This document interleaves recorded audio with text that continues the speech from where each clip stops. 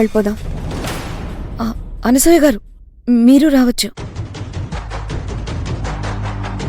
రండత్తయ్యా, రండి బావా.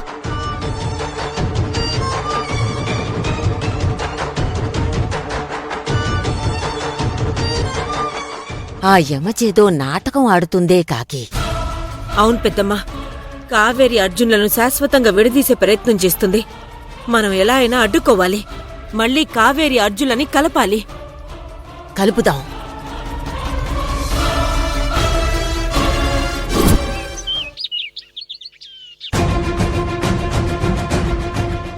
శివగారు, అసలు ఈ ఇంట్లో ఏం జరుగుతుందో మీకు అర్థమవుతుందా?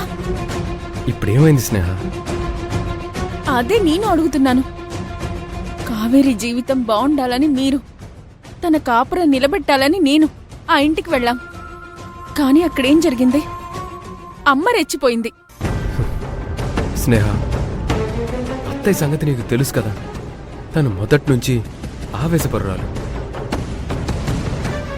అందులోనూ కావేరి మీద అంత నింద పడేసరికి తను తట్టుకోలేకపోయింది.